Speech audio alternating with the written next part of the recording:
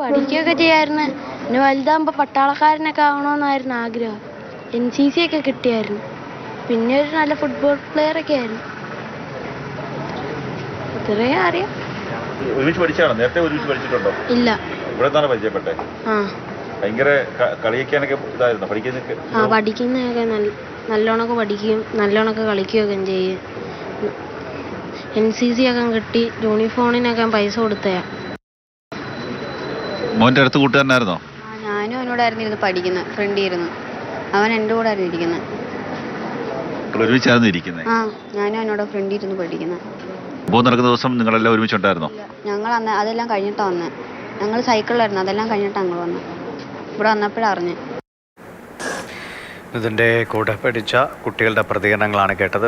കഷ്ടി ഒരു മാസം കഴിഞ്ഞതേ ഉള്ളൂ ആ സ്കൂളിലേക്ക് എത്തിയിട്ട്. പക്ഷെ അവൻ്റെ ഒപ്പം ഇരുന്ന് പഠിക്കുന്ന കുട്ടിയാണ് ഇപ്പോൾ കാര്യങ്ങൾ പറഞ്ഞത്. മന്ത്രി KV ഗണേഷ് കുമാറൊക്കെ നേരത്തെ തന്നെ വീട്ടിലേക്ക് എത്തിയിട്ടുണ്ട്. സ്കൂളിലേക്ക് എത്താൻ ഇനിയും സമയമെടുക്കുമെന്നാണ് രഘുനാഥ് നാരായണൻ പറഞ്ഞ. കാരണം വഴിയിലുടനീളം പലയിടങ്ങളിലും ആളുകൾ അവനെ കാണാൻ കാത്തു നിൽക്കുന്നുണ്ട്. അവിടേക്ക് ഈ മൃതദേഹം അവരെ കാണിക്കാൻ ആംബുലൻസ് നിർത്താതെ തരമില്ല. അതുകൊണ്ട് കുറച്ചുകൂടി സമയം വൈകും തേവലക്കരയിലെ സ്കൂളിലേക്ക് എത്താനെന്നാണ് മനസ്സിലാക്കുന്നത്.